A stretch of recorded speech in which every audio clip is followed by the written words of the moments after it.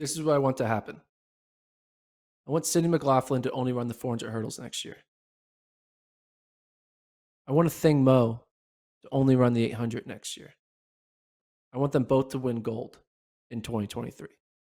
I want Sydney to have won 3 straight global golds. 2021, 2022, 2023. I want Athing Mo to win 3 straight global golds. 2021, 2022, 2023.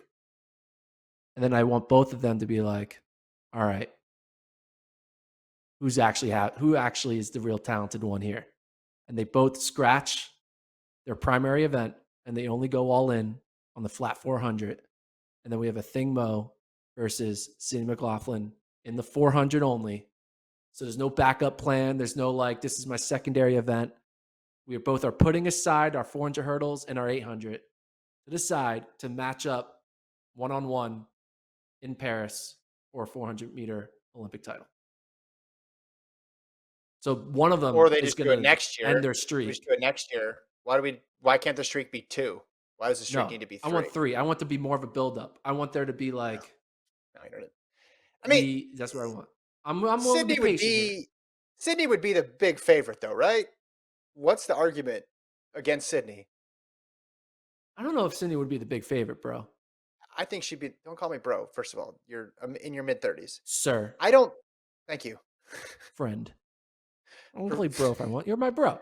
You're my bro. Esquire. Podcast bros.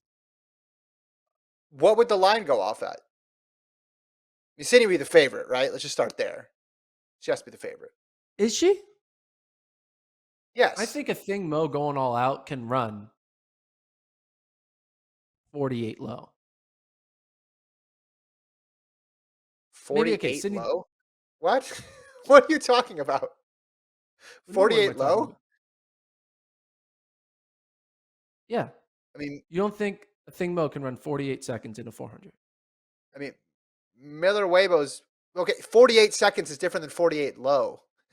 You realize that, right? I think she'll run 48 low. What's my definition? I think she'll run like 48.4. I think Miller Weibo's run 48.36. Miller Weibo's run 48.36.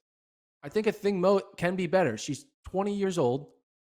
She has yet to even touch her true potential. And she has put together some very impressive 4x4 splits as like a teenager. Like she can get there. She has never been pushed. And the same way I think Sydney can get there. She's just never been pushed. I don't think it's out of the question to think that. You always throw these outrageous times out there, and then I try to bring you down to earth. But in doing so, it feels like I'm like talking down the athlete. But it's like, no, I don't think she's going to run 48.2. But I still think she's great. She's amazing. I just think that that's an awful lot to ask. I'm telling you, bro. I did it again. I called you bro. I think Sydney. I'll just say this. I think Sydney, after what has happened this year, I think Sydney would be the favorite, and I would expect Sydney to win. Okay, but if Athing Mo next year runs like 154 multiple times, right? If you're not going to think like the 22-year-old Athing Mo in 2024 it will not be a legitimate challenger to Sydney McLaughlin in the 400. I know, but you just entered new information. It's like, if stuff changes that will change this argument, do you think you'll change your argument? Yeah, of course I would. I'm saying right now, who would go off as a favorite? It'd be McLaughlin. Here's a question. In events that are 800 meters or shorter, when's the last time Athing Mo's lost a race? Who actually has lost a race more recently? I guess a thing in 2021 indoors. Yeah, I predicted that loss for the record. That was a good prediction. You did. That's one of the last few things you got right. I don't know, man. Look at like she was running like 49s consistently, 49.5 in 2021. Yeah, there's just a long way from 49.5 to 48 low. It's like there's a sort of limit here. Like you run up against potential and talent, right? That's why there's not a whole bunch of people who've run sub. I mean, I'll I'm with you on sub 49 for both of them, for sure. But again, I just think Sydney coming at it more from the shorter distance stuff, I think But lends take well. away my They my ignorance or arrogance or whatever for saying the word 48 low.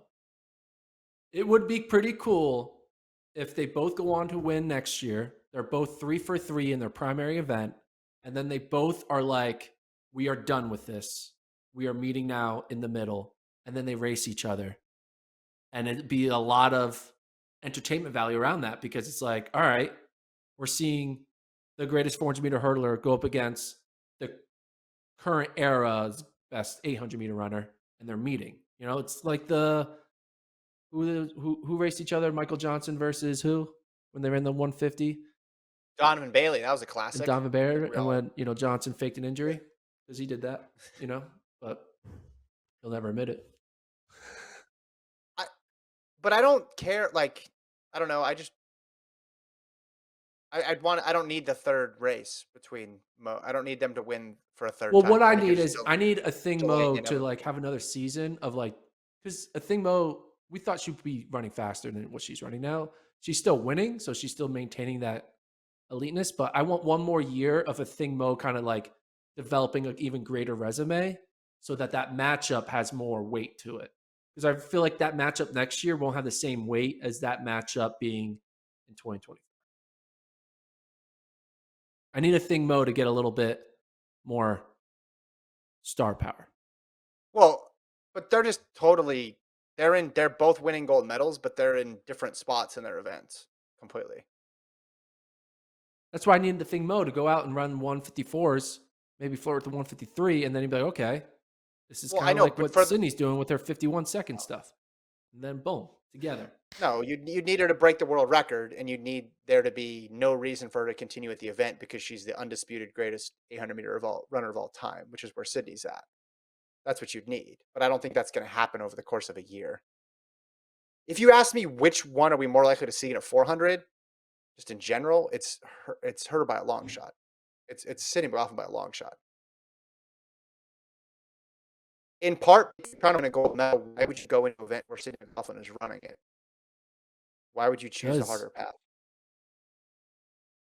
they all think they're great. I don't know. I just feel like, come on, man. This would be fun. It would be fun to see. It would be fun. I'm just saying they're not. They're on different. I think they're on different schedules completely. And I think, but if we're going to have it happen right away, All right. Yeah, Kevin, just like you're shitting on this idea, your internet is shitting on you talking right now. So we might have to end the podcast because you're frozen on me. I think that was your internet giving justice towards you hating on a Thing Mo versus Sydney 400-meter final in Paris to just, I mean, that would be cool. I'm not looking at the chat, but I'm sure the chat would love a Mo versus McLaughlin. I think this means you win the argument, right? Like I think since it Kevin is. dropped I think out, I won the I think argument you because I'm the won, last yeah. one standing. That's how it works, right?